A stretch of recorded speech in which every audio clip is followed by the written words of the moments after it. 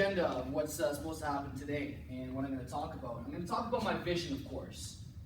And I could talk about myself and why I'm qualified to come up here and talk to you or why you should be inspired. No, I mean, I'm not going to cover any of that stuff to you guys. You can talk to me later on about that if you'd like to know me personally. But, my vision, I'm telling you this because I'm sure all of you have a vision or are formulating a vision. And I'm going to talk to you then about the strategies about how I'm going to achieve my vision. Right? That's the key thing that I want you to take away from this.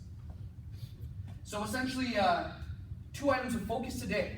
You can listen to what I'm saying. You can also listen to how I'm saying. All right? Because, of course, you know this. How you say things will really be the important thing on getting your message across. So the first thing you may have noticed, I tried to catch this grape in my mouth. I'm actually quite good with mouth-eye coordination. But by doing so, I got your attention. I showed you a grape. What the fuck's that? And then I threw it and tried to catch it. I was hoping to get it in my mouth, but no, I didn't. So, so let's get into my vision here quickly. Who knows? Put your hand up if you've heard the word, the sentence before, or the expression, or the quote. Right? Money makes the world go round. Everybody's heard it. Now, a lot of people flaunt that as is, it's a truth, and they're very proud of it. I'm going to acquire money. I'm very materialistic. I'm going to make the world go around, right? Okay. I believe that quote is true, but it's unfortunately true. Now, let's think about it for a second, though. Money makes the world go round. What is money? What is the one physical material that has the largest influence on money? Can anybody answer me that? Gold. Gold. Actually, the gold standard was removed about 2 years ago. So money no longer has a physical asset that is related to. It's now fictitious. It's a fucking number in a computer, guys. All right? I'm not going to go into too much about economics, but something else, this physical thing. Jared. Energy. Okay. Oil. Well, I mean, oil. Good job, David. Have a sucker. Thanks, bro. Now, oil, think about it, guys. Oil, deep down in the crust of the earth, there's a physical, material thing that exerts so much influence over our entire planet, over humanity, over the deers and the foxes and all that stuff, right? It's kind of crazy to think about that. Now, I'm here to tell you that it's not actually oil, all right? It's the function that it holds to society. And what function is that? Power. Power. Close, very close. Jared had actually mentioned it before. Energy. So all you guys, suck it. Awesome. Energy, guys.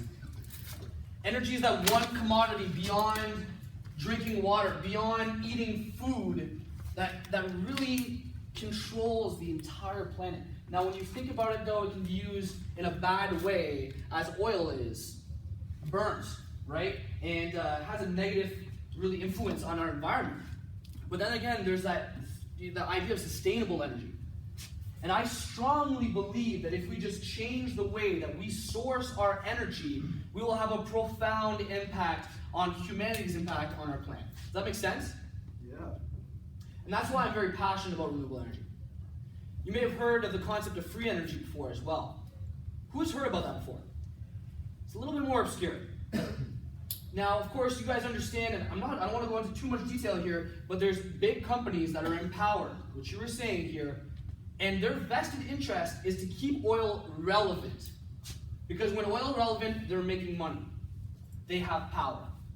It's beyond making money. They have trillions of dollars. Why do they need more money? Because they like the power that it brings. So they have a strong vested interest and a lot of power in keeping oil relevant. I'm here to turn that around. Now, we have a capitalist society that we live in. I want to play by the rules of capitalism to get big enough to be part of that 1%, to then change the rules of capitalism. Does that make sense? So that is my vision, guys. That's what I want to do. Now, how do I make this happen? Many of you guys have heard of the law of attraction before, yes? Yeah. You've seen the movie The Secret, right? Great notions to live by. And I internalize and use those every day to be able to propel myself forward. just last year, I was sitting on a couch with David, smoking weed. Right? Being very philosophical. And you think about it, that stoner sitting down, he's not going to do anything with his life.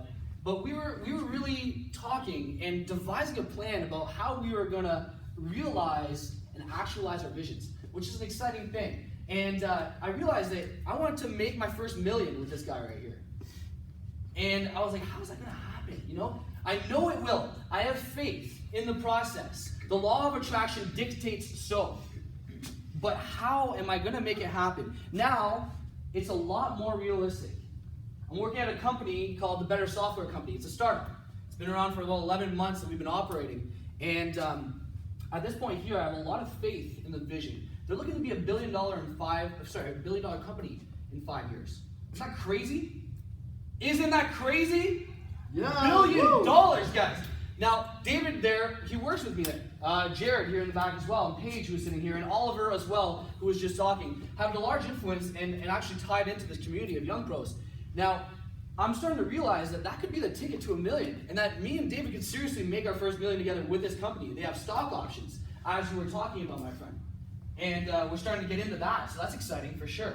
And my goal with them is to be the VP of marketing, because then you're kicking. I mean, you're making a lot of money, right? But it's not about the money. I want to take this money so that I can then open my own business and start that in renewable energy. So it starts by trying to find a source of capital, right? You got to figure that out. If your vision really, if it requires money, right? Don't let money just be the only thing that drives you. Realize that you're using it as a tool and it's not using you. That's the important thing about money, right? So that being said, I'm starting to realize this is starting to happen. Like, whoa, like you're starting to let it sink in. And that's exciting for me. Now, what you may have realized right there is that vision talk that I just gave to you guys. That's actually a canned sales pitch. Everybody heard that before? It's like an elevator pitch. And when I say that, this talk has been my whole life in the making, because I started talking just one-on-one with people, developing, making it, tweaking it, making it sound better, so that I can come up and talk to a bunch of people, and you guys be like, wow, I like this guy's vision. Wow, that's inspiring. Look at the passion that comes out of this guy's mouth, right? So that's one tip that I have in terms of strategies. And if you want to write it down, whichever mental note, Evernote, I like Evernote, that's a good one. Essentially keep that in there, because you need to start canning certain parts of your vision so that you can then just spread them so easily through social media, so like just a bunch of different vehicles, and eventually the law of attraction just brings it back to you. That makes sense? Right. You guys notice how I say that makes sense? Gets your mind working. I like it. You actually internalize it. Right, you internalize. You listen to what I just said and you're like, yeah, that does make sense. Does that make sense? I learned that at Cutco, working with vector marketing. I'm not going to go into too much detail about that. But the next thing here, and just one more kind of strategic piece here, interpersonal skills are important towards achieving your vision. Would you guys say that's true? 100%. Right. Now, the one thing I've learned that is extremely powerful to me about interpersonal skills, I have some innate skills that allow me to be able to talk, which is great, and really put my vocabulary together to make sense in what I'm saying. But the one thing here I want you to take away here is remember people's names. Right? What is the one most beautiful sound that somebody can hear? It's the sound of their own name. So when I say Paulo, right? He all of a sudden just, listening to this guy, what's he going to say next? Paulo's a musician. I'm sure he might remember this at this point here, but I met him, the herba, what's that name? Herba, yeah, the herbiculture, okay, anyway, there's, beside the college, there's a place where there's a little garden, and I sometimes go there. There's a little platform, actually, like a little deck, nobody knows about. I go chill there, do some yoga, smoke some weed between classes, and it brings me centered, and I get to come back to class and be like, all right, I'm ready to come back to school, So I met him there one day, and so that being said, for example, Saad right there, I met him just coming into here, or Abby, right? I'm showing you how I remember the names, because when you come into a room and there's a bunch of people, you're going to meet a bunch of people, okay? Now, there's different tricks to remembering names. You can say I'm bad at memory, or I can't remember people's names. Right there, you shot it down, all right? If you truly believe that, then you'll be bad at remembering names, right? So here are my 3 tips to that, or 4. write it out. When I came up to Saad, I said S-A-A-D, and he was like, "Oh, you spelled my name right." I'm like, "Yeah, like, I'd assume it's not S-A-D, that would just be Saad." and he was like, "Oh, right. So now, how the hell am I going to forget his name now?" You guys see what I'm saying? Paolo the musician. He was playing guitar when I met him the first time. Okay? So associate action to the name. What are some other tips? I want to hear. Does anybody else have any other tips for remembering names? Repeat it. Repeat it. That's good. It's a very simple and basic one, right? Just repeat the name over and over again. When I write it out, I ask how's it written. I visually look at it. Like I visualize it in my head, the words, the letters, so that I can actually bring it down and then repeat that over and over again in a visual way. The other one here would be, what was the other one? One is keep saying it in the conversation. Yes, good. Yeah. Good. I didn't even think about that one. All right, so I come up, I meet Forrest. Hey, Forrest, how you doing? Right? So they say, "Hi, I'm Thoma." What's your name, man? Forrest. Oh, Forrest, pleasure to meet you. What were you doing today, Forrest? Driving down here. Cool, man. So happy to see you today here, Forrest. You see how I use the name a couple times? Use it 2, 3, 4 times, it's very hard to be able to forget afterwards. So very good point there for sure. Visualize the person's face, okay? You met the person, you turn around, you go do somewhere else. Try to actually remember what his face looked like. You're like, okay, you associate the face and then you start to remember the name. And the last thing that I have for you here is when you hear somebody's name like Daniel, for example. Everybody here knows a Daniel, right? Yeah. Right. Associate that person's face with a friend that you already know. Okay? Okay, Daniel. So now, when you see him again, you're like, oh, right. Who's remembering him? Oh, yeah, Daniel. You remember that guy's face, and then you bring back the name, right? So those are some of my tips for that. Where did I get this idea? So there's a bunch of books and a bunch of movies I'd love to, or documentaries I'd love to recommend to you. But at the end of the day, I just want to do one book, one movie, because if I do them all, you're not going to read or watch any of them, okay? The first one that really brought me to understanding personal development and personal growth was How to Win Friends and Influence People by Dale Carnegie. Have you guys heard of this book before? Put your hand up if you have. Right, who's read it? Great. Very influential book. Super basic. And for a young mind, that was actually really nice. A lot of different little tips here that you could really take them and tomorrow apply them. And that was the exciting thing about that book. So I'd urge you to read that one because it really builds the interpersonal skills. All right? Question. What's it called? Right, How to Win Friends and Influence People. Now, I like the title. When I first read it, I was like, I don't have to win friends. What's this? It's not like a game we play. I'm not winning the lottery, you know? But it's the concept of winning, and this was written 70 years ago, 75 at this point. It's still fully relevant. That's the cool thing about this book. Now, the concept of winning friends was gaining over their friendship, if you know what I'm saying here. And then influencing people with your mind and your thoughts to be able to sway them into your line of thinking, which sometimes can be beneficial for everybody. In my case, I truly believe so. Again, if I can sway people to thinking that renewable and sustainable energy is the way to go, I truly believe that we'll be doing good for the entire planet. Right?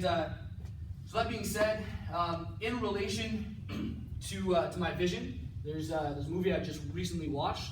And so if you like the idea and topic of renewable energy and of diagnosing the ills that we have in the world, realizing the people who are in power who are suppressing people like us, who are trying to actualize our visions and better the planet, and lastly, providing solutions to some of these issues. The Thrive movement is a movie and documentary. It's about 2 hours. It's a hefty set. You watched it the other day. I love that little page. I messaged it to her. I'm like, yo, this movie's really awesome. She started watching it right there. And then 10 minutes later, she's like, oh yeah, sacred geometry. That's so cool. So I thought that was really cool. And I knew that I was talking to an exceptional person to take that right there and start watching it. All right. So last thing here, guys. I've taken a lot longer than I thought I would, but everybody gets candy. Yeah, catch it. Okay, who can tell me why I'm throwing candy around? I don't know. Sorry. Why am I throwing candy? You have lots of aggressive. I have lots of candy, yes. There's Savvy. Okay. Making it more memorable. Right? Yeah, there you go, man. I just want to be memorable. You remember that crazy dude that threw candy and tried to catch stuff with his mouth, right? Now you'll remember what I'm saying. Thank you.